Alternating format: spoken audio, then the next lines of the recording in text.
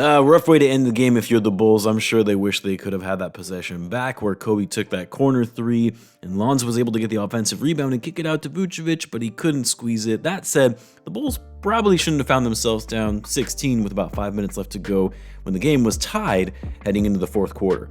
Valiant effort from the Bulls to close that gap quickly and actually give themselves a chance to win, but a little too late.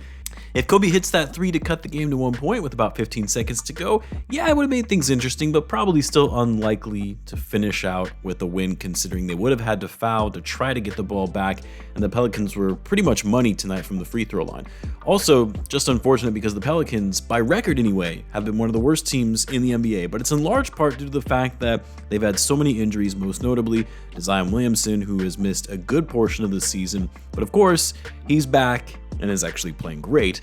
DeJounte Murray is back, same with CJ McCollum. Yes, Brandon Ingram was out, Herb Jones was out, but regardless, the Pelicans, the version we saw tonight, is a much better team than the record would otherwise indicate. Just sucks that the Bulls didn't see them when they were at their worst, although I guess it depends on who you ask. They would say that's a good thing, another loss to add in their quest of keeping that pick.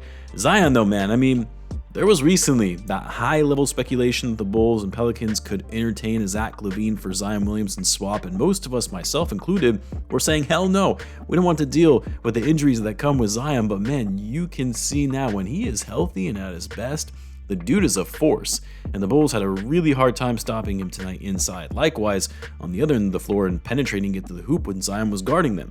Give the Pelicans defense a ton of credit. Those guys were playing hard and not giving the Bulls much of anything. Zach was trying to create separation to get his shots up, but couldn't get the best looks.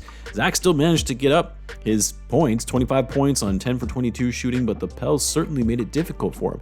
Zach also had 7 rebounds and 5 assists to go along with his 25 points. The problem for the Bulls tonight was the fact that they went really cold for 2 big stretches in the game, one being towards the beginning of the second quarter and then of course the beginning of the fourth quarter. That allowed the Pelicans to go on that run and create enough separation that made it hard for the Bulls to come back and win the game. The Bulls went really cold from the three-point line where they kind of reverted back to some of their old habits where they're just hoisting up threes and continuing to do so despite the shots not going down and not making any adjustments to change their game. Bulls shot 32% from 3, took 43 threes. I mean, they have been shooting the 3 ball a little less as of late, and yes, there is a fine balance for a team like the Bulls who do in fact rely heavily on their 3-point shooting, but when those shots keep clanking off the rim, yeah, it's time to try something else. Kobe really struggled with his shot, went 1 for 8 from deep, still managed to get 22 points because he finally started going inside and using his handles to get to the rim and finish. He also got to the line and was a perfect 5 for 5 from the stripe. Vucevic, another great game for Vuce. There was actually one play where Vuce dribbled it from the perimeter, had a wide open lane and finished throwing it down with a dunk. And I thought it was Zach LaVine for a minute because he moved so quickly to get to the basket. I was like, there's no way that was Vucevic that just did that. Vuce, with the Pelicans starting lineup being a little small, he took advantage of that.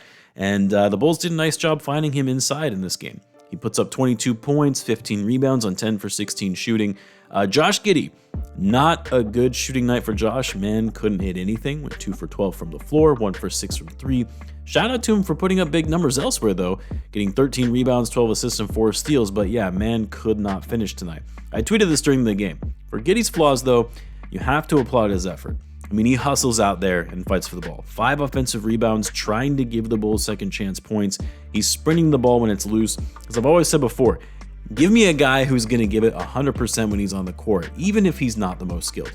So despite the poor shooting, shout out to Giddey for at least giving maximum effort when he was out there.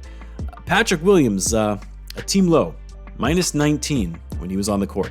Yeah, only played 20 minutes. Sure, hit a couple threes when he's been struggling with that as of late, which is good to see. Oh, and he did have a dunk. He made a dunk. That deserves a round of applause. His dunk percentage is now what, like 40%? But yeah, I mean, seeing Pat miss some point blank close range shots and some shots that just barely glazed the rim, I don't know, man. I don't even know what to say anymore. I feel like I've already spoken my piece on that topic. You know who did have the highest box plus minus and the man who's had one of the best net ratings for the Bulls when he's on the court this season? Lonzo Ball, who came off the bench today after getting his first start with Kobe White being out of the lineup the other night. 25 minutes, but still tallied 8 rebounds and 6 assists, 3 for 8 from 3, a steal and a block. Like I said before, I know the Bulls are probably going to try and move him before the deadline because he doesn't fit their long-term plans. And getting something for Lonzo when he was previously considered a dead asset with all of his injuries would be a big win. But also, re-signing Lonzo on a cheap deal to help mentor some of these younger guys and having his smarts, his basketball IQ could actually go a long way with the development of the locker room. Anyway, good game from Zoe. Always good to see him close out games as well. You know, I look at this more and you see some of the numbers. Bulls got more shots up than the Pelicans did. They actually shot the ball better than they did, both from the floor and from deep, which is surprising because the Bulls only shot 44%. They beat them on the boards. Bulls had 18 offensive rebounds alone, 31 assists. So how did they lose this game? Well, turnovers. Turnovers really cost the Bulls in this one, 15 in total. And they also just didn't really capitalize on those second chance opportunities despite grabbing all those offensive rebounds. And like I mentioned earlier, the 2 cold stretches in the second quarter and the fourth quarter. The Pelicans also got to the free throw line quite a bit more than the Bulls did, which, sure, you always look to the officiating and point the finger at the refs. And while I definitely think they missed a few calls on Zach LaVine when he was driving to the hoop, for the most part, the game was officiated fairly. The Bulls just need to tighten up defensively and not foul every time a guy makes a drive to the basket. But Bulls are right back at it tomorrow night at home, this time taking on the Atlanta Hawks, who also played tonight. They actually beat the Suns. Ooh, the Suns. They may not even make the playoffs this year at this point. Bulls-Hawks, potential play-in matchup preview. I know that makes the tanking crowd cringe, but it's definitely a possibility, especially with the Sixers still playing poorly.